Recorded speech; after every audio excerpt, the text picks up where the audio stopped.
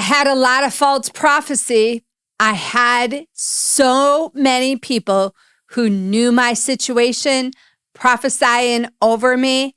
I tell you, I was in turmoil. I'm like, God, why haven't you answered these words? Welcome to the Prophetic Spiritual Warfare Podcast with host Kathy DeGraw. Friends. Some are good, some are bad. Some have well intentions for us, and some, they don't know about the gift of prophecy, and they just want to change. Years ago, I had people prophesying over my life, and I really believed they were true. I was younger in my spiritual walk. I didn't know a lot about the prophetic gift. And those friends, I tell you, I think they kind of hooked me up a little bit in a bad direction. I remember crying out to God, why aren't you manifesting these prophetic words? And it wasn't until years later that I took all my prophecies and I sat down and I said, Lord, which ones are true and which ones are false? That I found out it was those friends that gave me inaccurate words that maybe just weren't seasoned in their prophetic gifting. Maybe they wanted something from me bad enough. It wasn't things they wanted to change. I think they just really wanted to help me out and see my dreams come true. But when I took those prophecies, it was those friends that prophesied inaccurately. So we're going to teach about the false prophetic today. But I do want you to think about those prophetic words that you've gotten from people close to you. I know as a prophetic person myself, it's so much easier to prophesy to a stranger because I don't know their situation. And so I just want to encourage you to go through them. But what do we do, to determine, is this false prophetic? I think we have to weigh the character of the person.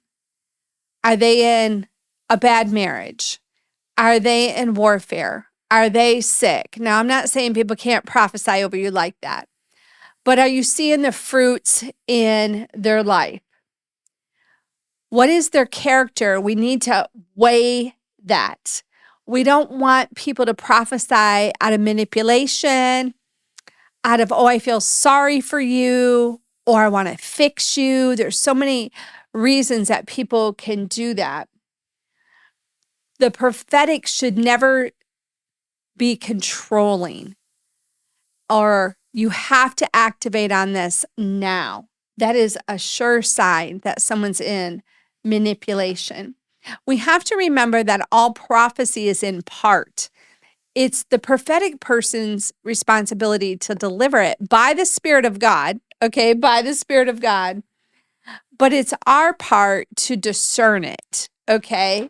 It's our part to discern it. And so, when we look at Jeremiah 5:12-14 and Jeremiah 14:14, we see that, there was lying spirits in the mouths of the prophets. The prophets had lied, different things like that. And so we want to be very careful.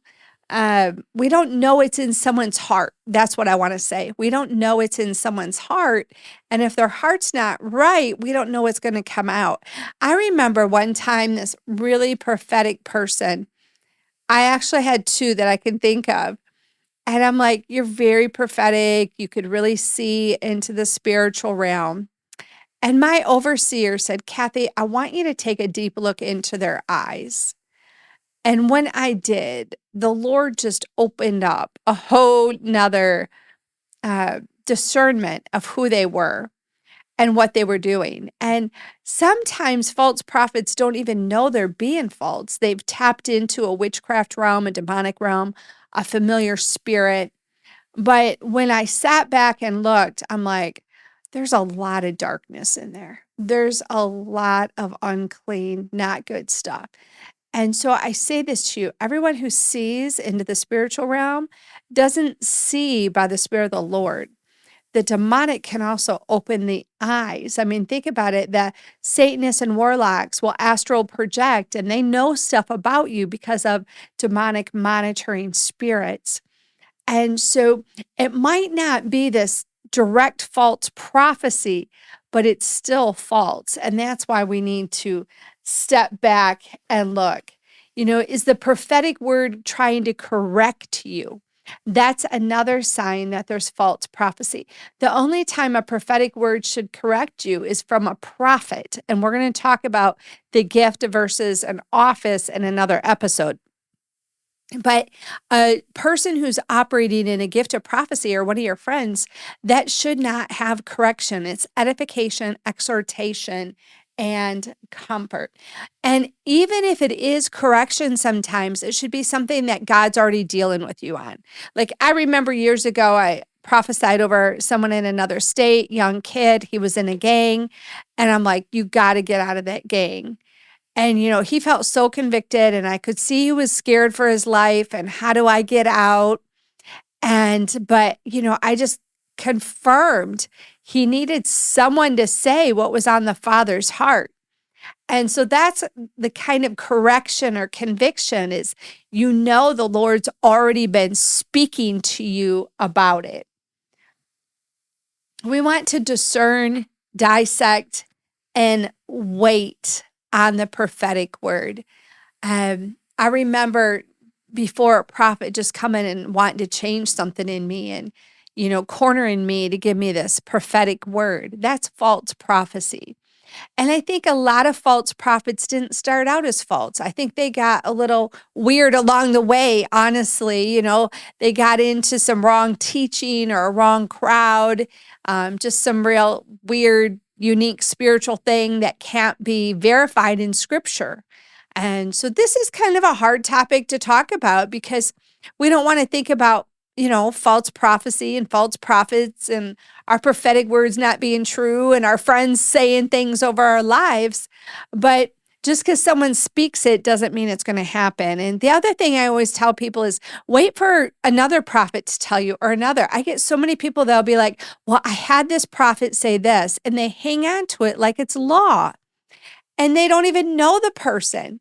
And so we want to get, God to affirm that in our spirit and not just to hang on to one word because it may be wrong. And I've just seen so many people go astray, especially in finances. If a prophet is always prophesying finances, check, okay?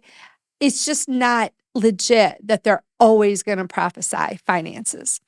But I want to help you diagram your prophetic words and see what's true and what's false.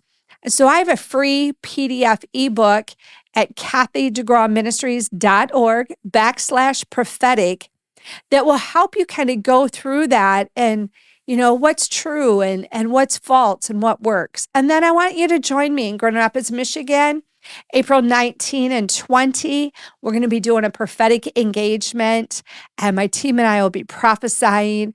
We'll be activating you in the prophetic, helping you manifest your words, and helping you learn how to stir that gift to release true prophetic words. So bring a van load, guys. Get some friends, get some hotel rooms, and come on over and see us and let us teach you about the prophetic. Thank you for listening to the Prophetic Spiritual Warfare Podcast. Receive additional teaching through Kathy's web church Sunday nights at 7 p.m. Eastern Standard Time on YouTube and Facebook, or through her Prophetic Spiritual Warfare book. I invite you to visit kathydegrawministries.org for books, mentoring, blogs, or to invite Kathy to speak at your event. Follow Kathy on Facebook, YouTube, or Instagram at Kathy DeGraw. If you enjoyed this episode, please subscribe, rate, and review the show. This helps our show rise in the rankings and reach more people to bring forth deliverance.